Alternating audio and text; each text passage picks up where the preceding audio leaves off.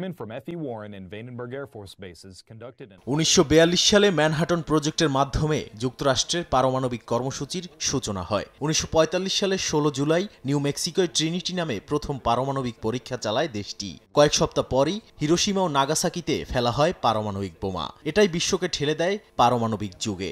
এখনও পর্যন্ত যুক্তরাষ্ট্র 1050টির বেশি পারমাণবিক অস্ত্রের পরীক্ষা চালিয়েছে।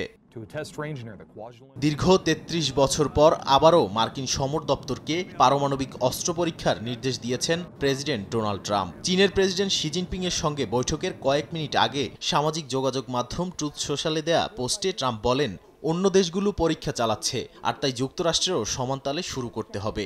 এরপরই পেন্টাগনকে অবিলম্বে পদক্ষেপ নিতে নির্দেশ দেন তিনি। বিশ্লেষকরা বলছেন, এটিকে শুধু সামরিক সিদ্ধান্ত নয়, চীন ও রাশিয়ার উদ্দেশ্যে রাজনৈতিক বার্তাও বলা যায়। সম্প্রতি পারমাণবিক টর্পেডো ও ক্রুজ ক্ষেপণাস্ত্রের সফল পরীক্ষার ঘোষণা দেয় রাশিয়া, আর চীন দ্রুত বাড়াচ্ছে তাদের অস্ত্র ভাণ্ডার। এমনকি 2030 সালের মধ্যে তা 1000 ছাড়াবে বলে আশঙ্কা সামরিক বিশ্লেষকদের। বর্তমানে যুক্তরাষ্ট্রের কাছে রয়েছে 5200টি পারমাণবিক ওয়ারহেড। এর মধ্যে প্রায় 1770টি মোতায়েন করা আছে। 1967 সালে এই সংখ্যা ছিল 31,000-এরও বেশি।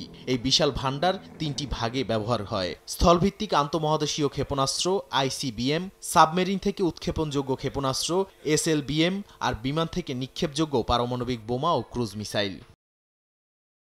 সর্বশেষ 1992 সালে নেভাদায় পারমাণবিক অস্ত্রের পরীক্ষা চালায় যুক্তরাষ্ট্র। এরপর থেকেই কার্যকর ছিল পরীক্ষার উপর স্বেচ্ছা স্থগিতাদেশ। কিন্তু ট্রাম্প প্রশাসন বলছে, দীর্ঘদিনের পুরনো অস্ত্র কার্যকর কিনা তা যাচাইয়ের সময় এসেছে। নতুন এই সিদ্ধান্ত বিশ্বে অস্ত্র প্রতিযোগিতা ফের উস্কে দিতে পারে বলেই মনে করেন সমালোচকরা। নাদিম মারজান, সময় সংবাদ।